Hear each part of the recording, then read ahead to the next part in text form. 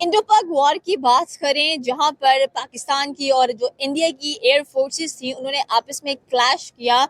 और उसके बाद की अगर बात की जाए तो जो एयर फोर्सेस हैं, पहले अमेरिका की नंबर 1 कंसीडर की जाती है, फिर उसके बाद अगर चाइना की बात की जाए तो वो नंबर 3 पर कंसीडर की जाती है।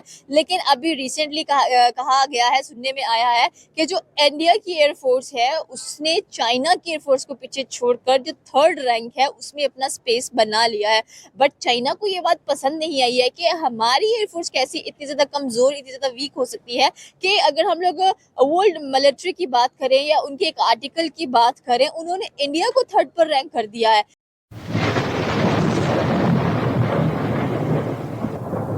नमस्कार दोस्तों, क्या हाल है। होप करता हूँ कि आप ठीक होंगे और स्वागत करता हूँ आपका हिंदुस्तान डॉट में।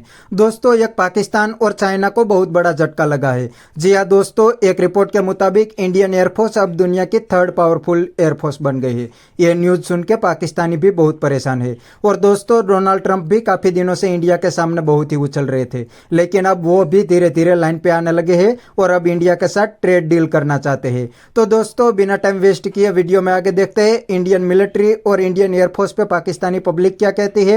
अगर आप नहीं हैं तो पहले चैनल को सब्सक्राइब कर लीजिए और वीडियो को अंत तक देखें। आपकी क्या राय है इस चीज के ऊपर कि इंडियन एयरफोर्स को नंबर 3rd पर रैंक किया गया है एंड चाइना को ये बात बड़ी खल रही है कि ऐसा कैसे हो सकता है? जी, first of all that was such a strange के इंडियन एयर फोर्स को कि वो 3rd रैंक पे वो कंसीडर कर सकते हैं। It's such a strange mean कि ये कैसे पॉसिबल हुआ है, क्योंकि one of the mediocre air force है इंडियन की, जो अभी रिसेंटली हमने उनके साथ किया है। So how can they rank world's number 3rd air force in the world? That was a strange, समझ से बाहर है। मतलब आप कह रहे हैं कि ये समझ नहीं आ सकती है कि कैसे इनको नंबर 3rd पर रैंक कर दिया गया है। और देखिए, उन्होंने रफाइल्स जिनके जेट्स थे वो इस्तेमाल किए, उनके पास मिग 21 थे, वो इस्तेमाल किए।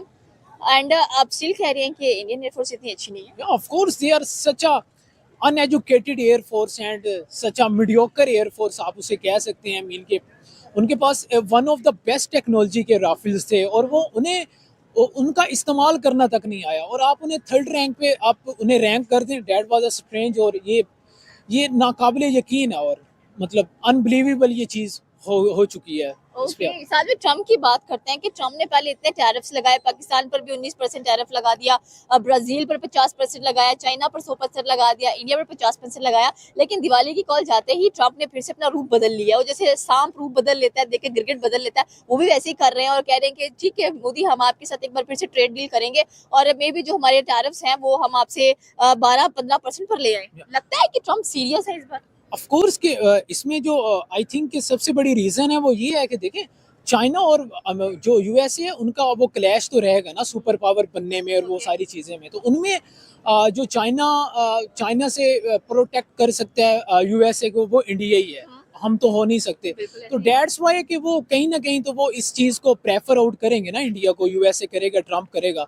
सो वो माइंड गेम्स खेलते हैं और वो माइंड गेम खेल मतलब रहे अपने मतलब के लिए इस्तेमाल करना। हैं। या ऑफ कोर्स, ऑफ तो कोर्स। आपको लगता है कि अगर हम मोदी की बात करें तो वो हो जाएगा इस्तेमाल करके? ठीक है, जहां पर उसने ये बात नहीं मानी है कि मैं रशिया से ऑयल नहीं खरीदूंगा, उसने फिर भी खरीदा है, इतना धमकाने के बाद, इतना डराने के बाद। और हमें कुछ डराए तो हम 2 मिनट में डर जाते हैं, हम कहते हैं हम ये काम कर लेंगे। I think Modi have no option कि वो अमेरिका की कोई भी डील को या ट्रम्प की किसी भी डील को डिनाई कर सकता है, बिकॉज जैसे हमने इंडिया को फेंटा लगाया है किस्म का, so they don't have any option. Trade deal में फेंटा कहाँ से आ गया है? नहीं, फेंटा आई हैव अ क्वेश्चन कि ट्रेड डील में फेंटा लगाना कहाँ से आ गया? इसमें इसमें वो ट्रेड डील में ये है ना कि अभी ट्रम्प जो भी ऑफर करेगा उसके पास, मोदी के पास ऑप्शन नहीं है ना। क्यों नहीं ऑप्शन होगा? चलो वो उसको ऑफर कर रहा है, हमें भी तो ऑफर करे ना कि हमारे पे जो 19% टैरिफ लगाए, क्योंकि हमारे पास जितनी एक्सपोर्ट्स है नहीं है कि जो कि हम दुनिया भर में करते फिरे या हम अमेरिका को दें। जी, एक्चुअली वो देखे ना, अभी मोदी, आप कैसे कह सकती हैं कि मोदी के पास कोई ऑप्शन होगा, क्योंकि वो तो अकेला हो जाएगा ना। इंडिया ऑलमोस्ट, चाइना भी हमारे साथ है और अफगानिस्तान को भी हमने बता दिया कि आपकी कितनी औकात है। तो देन मीन कि हम तो चारों चांद चित कर रहे आप ये कहना चाह रहे हैं कि पाकिस्तान इस टाइम एशिया के खित्ते में हैं। वो एज ए चौधरी रूल कर रहे हैं। No doubt about it. और मीन के जितना आपको इख्तलाफ हो स्टेट के खिलाफ और जो भी वो चीज़ें हो, लेकिन नो डाउट ब्रिलियंट वर्क कर रही है हमारी स्टेट, और अप्रिशिएट करना चाहिए जिस तरीके से वो फॉरेन चीज़ों को लेके चल रहे हैं और no doubt one of the best अभी आप स्टेट इसे बोल सकते हैं कि हिस्ट्री में जो जिन्होंने ये चीज़ें वो कर रहे हैं और बहुत ही इंटेलिजेंट बंदे बैठे हुए हैं और बहुत अप्रिशिएट करते हैं हम। ओके, डेफिनेटली अप्रिसिएशन बनता भी है और अप्रिशिएट करना भी चाहिए। सेकंडली हम लोग बांग्लादेश की बात कर रहे थे कि बांग्लादेश भी पंगे ले रहा है इंडिया के साथ।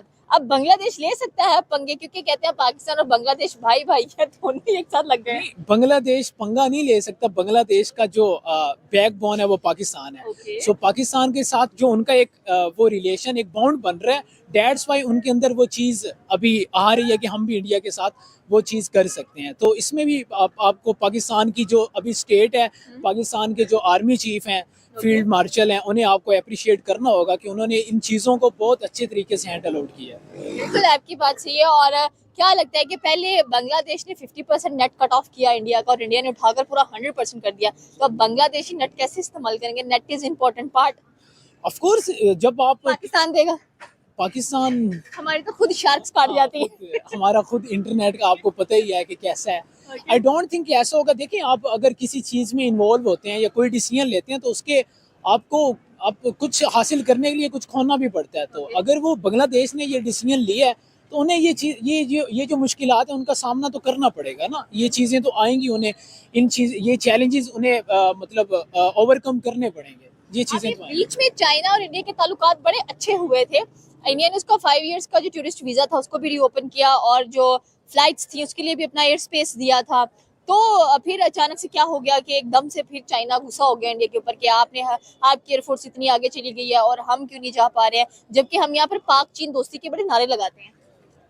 देखिए, आई थिंक कि जो भी कंट्री है वो अपनी चीज़ों को फर्स्ट ऑफ ऑल प्रायोरिटी देती है। जो कि हमने अपनी हिस्ट्री उठा के देखें तो हमने बहुत अपनी कंट्री के साथ बुरा किया है। हम किसी थर्ड कंट्री की वॉर में हम इन्वॉल्व हो गए, अफगानिस्तान की, जो कि हमें नहीं होना चाहिए तो, और उसकी वजह से हमें बहुत सारा नुकसान हुआ है और अभी भी उसके जो साइड इफ़ेक्ट हैं वो आपके सामने अभी तक हैं। वो अफगानिस्तान के साथ हमारे जो रिलेशन चल रहे हैं, तो जो अदर कंट्रीज़ हैं वो अपनी जो चीज़ों को वो प्रायोरिटी देती हैं, जो कि हम नहीं देते। हमने पास्ट में नहीं दी और अभी आई थिंक कि ये दे रहे हैं, तो ये अच्छी चीज़ है। अच्छा, ठीक है। तो दोस्तों, ये थे पाकिस्तानी पब्लिक के रिएक्शन। और आपने वीडियो में देखा ना, ये पाकिस्तान को सिर्फ इंडिया के साथ कंपेयर कर सकते हैं, बाकी प्रैक्टिकल में तो कुछ भी नहीं कर सकते। दोस्तों, ये पाकिस्तानी हर सेक्टर में आज इंडिया के साथ पाकिस्तान को कंपेयर करते हैं, वरना इंडिया और पाकिस्तान में कोई कंपेरिजन नहीं हो सकती।